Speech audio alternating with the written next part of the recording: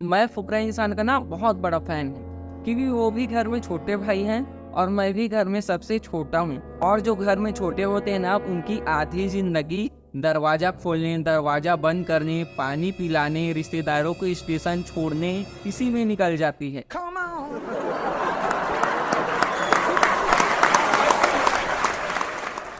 तो मेरी भी आधी जिंदगी ऐसे कट गई। और जब जवान हुआ तो मेरे दोस्त को उसकी गर्लफ्रेंड मिलाने में निकल रही थी।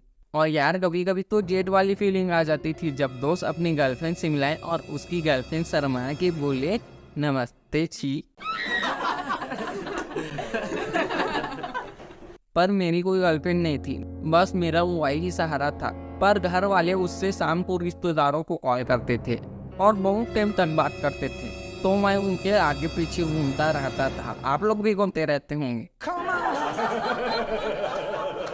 मम्मी कहती थी कि मेरी अगर रिश्तेदारों से बात नहीं होती तो तड़प उठती रहती है। तो मैंने मम्मी से पूछ दिया कि तड़प किसे कहते हैं। तो मम्मी ने उठकर वाईफाई बंद कर दिया और बोली महसूस कर।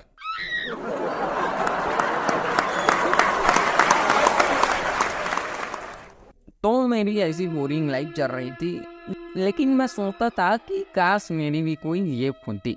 तो एक बार ना मैं 15 अगस्त के लिए स्कूल जा ही रहा था, तो मुझे रोड पर पंडित जी दिखे। तो मैंने पंडित से बोला, पंडित जी बताइए कि मेरे हाथ में जीएफ है कि नहीं है। तो वो बोली तुम्हारी हाथ की आधी लकीर तो मिट चुकी है। तो वो बोले ठीक है, जितनी आधी दिख रहे हो उससे बता रहा हूँ। तो बेटा इसमें दिख रहा है कि आज तुमसे किसी को बहुत निराशा होगी। तो मैंने कहा अरे पंडित जी आपने सही कहा, मैं अपना पर्स घर पे ही भूल आया हूँ।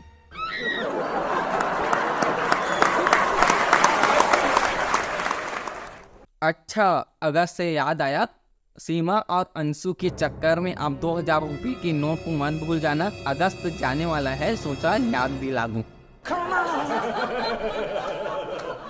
तो फिर मैंने दूसरे दिन पंडित से पैसे देकर हाथ दिखवाया, तो उसने बोला कि शायद ही तुम्हारी कोई जेब बनेगी। तो मैं पंडित जी के बाद से बहुत ज़्यादा निराश रहने लगा। लेकिन एक बार मैंने इंस्टाग्राम पे एक सुविचार पढ़ा जिससे मैं बहुत मोटिवेट हुआ।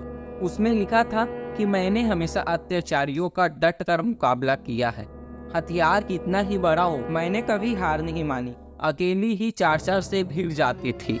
तो ये लाइन मैंने विशाल को बोला, तो उससे पता चला कि ये लाइन मियाँ खलीफा ने बोला है।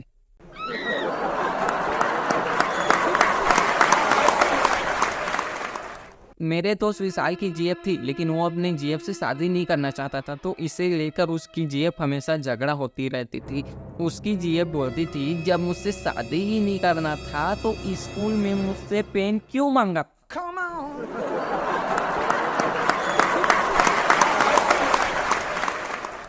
अच्छा, पेन से याद आया, ज्यादातर ना जब लड़कियां लड़के से पेन मांगती हैं तो लड़के कहते हैं बोलो कौन सा पेन चाहिए, ब्लू, ब्लैक, रेड, ग्रीन। लेकिन जब लड़के लड़कों से पेन मांगे तो लन ले ले मेरा भूसड़ी के, गाना बनाने आता है स्कूल बिना पेन के।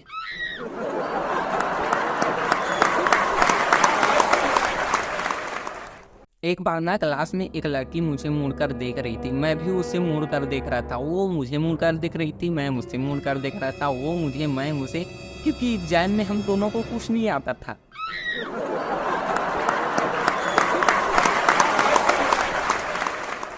तो ऐसे देखते देखते उस लड़की से मुझे प्यार हो गया। तो जब एग्जाम खत्म हुआ, तो जब वो बाहर निकली तो वो बहुत ब्यूटीफुल दिख रही थी।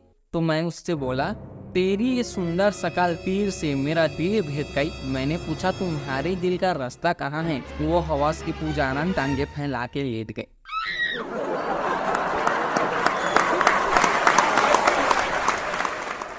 फिर ना हम दोनों में प्यार हो गया, लेकिन उसके पीछे और भी कई लड़के पड़े थे। तो वो मुझसे झगड़ा करने लगे ये कहकर कि तूने उसे क्यों पटाया। तो मुझे समझ नहीं आया कि मैं उनसे क्या बोलूं। लेकिन भारत में 3 किस्म की चीज़ें बहुत फेमस है, एक शुगर मिल, दूसरा कपड़ा मिल और तीसरा भोसड़ी के बाहर मिल। तो इस तरह धमकी देकर मैं भी उनसे बच गया। मुझे ना यकीन नहीं हो रहा था कि मुझसे लड़की पड़ गई, लेकिन बहुत ज़्यादा सोचने के बाद मुझे पता चला कि ये चीज़ तो मेरे डीएनए में है। क्योंकि बचपन में मैंने अपने पापा से पूछा था कि पापा आप मुझे स्कूल छोड़ने क्यों आते हो, जबकि बाकियों की मम्मी ही उन्हें स्कूल छोड़ने आती हैं। तो पापा बोले इसीलिए तो आता हूँ।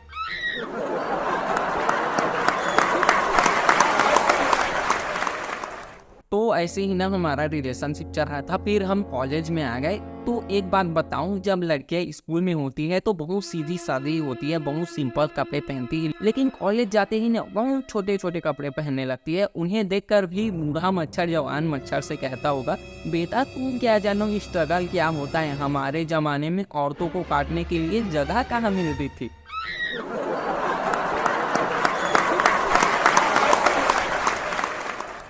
तो एक बार ना मैं और मेरी गर्लफ्रेंड बाइक में जा रहे थे, तो उसके कपड़े को देखकर मैंने उससे बोला, इस कदर तेरी याद में रोता हूँ कि रातों को मैं पकड़ के सोता हूँ।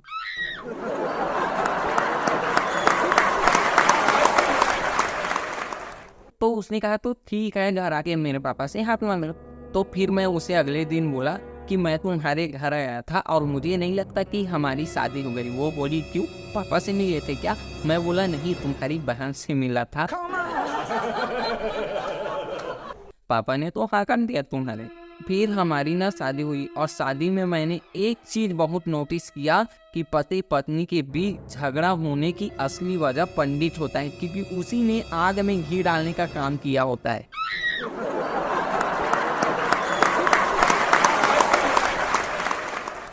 फिर वो सुहाग रात में बोली, सुनो जी मैं तुम्हें शादी के पहले अपने किस्से बताना चाहती हूँ। तो मैंने कहा अभी अभी तो 10 दिन पहले तुमने अपने किस्से बताए थे। तो वो बोली तो ये किस्से भी यही 10 दिन के बीच किए हैं।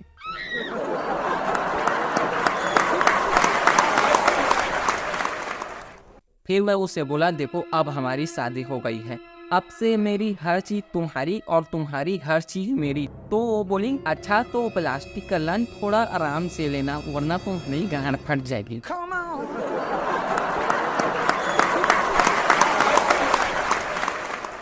फिर शादी के 1-2 साल तक बहुत ज़्यादा रोमांस चलता रहा, लेकिन बच्चे होने के बाद बहुत ज़्यादा कम हो गया। एक रात ना मैं मुझसे बोला कि आज फिर तुम पे प्यार आया है। तो वो बोली हिलाकर सो जाओ, आज मुझे बुखार आया है।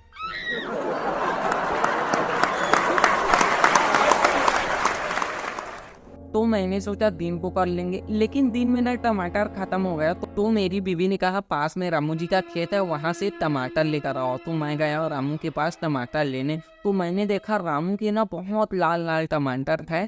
तो ये लाल लाल टमाटर देख के उसकी पड़ोसन ने रामू से कहा कि ये लाल लाल टमाटर का राज क्या है। तो रामू बोले कि मैं ना पानी नंगा होके देता हूँ, तो ये शर्म के मारे लाल हो गई है। तो ऐसा ही उसके पड़ोसन ने किया, लेकिन उसके टमाटर लाल लाल नहीं हुए, हाँ पर खीरे लंबे लंबे हो गए।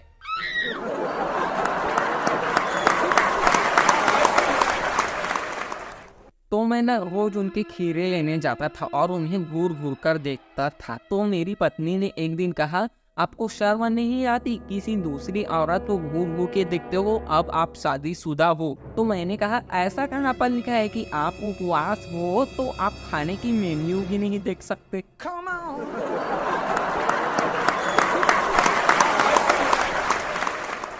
तो वो गुस्सा हो गई और मैं चुप हो गया और चला गया दारू पीने। तो वहाँ पर मुझे एक चीज़ समझ आया कि आपकी चुप्पी को भाषा में बदल देने वाली चीज़ को दारू कहते हैं, और आपकी भाषा को चुप्पी में बदल देने वाली चीज़ को पत्नी कहते हैं। फिर मैंने उसके गुस्से को शांत करने के लिए मैं उसके लिए उसकी पसंद के लॉलीपॉप लेके गया। तो घर पे पहुंचते ही मेरे लॉलीपॉप को बच्चे छीन के ले गए। तो मेरी बीवी ने मुझसे कहा कि 2 तो पप्पू ने चूस लिए, 1 पिंकी ने चूस लिए, मेरे लिए क्या बचा? तो मैंने कहा मेरा लौड़ा बचा, चूस ले।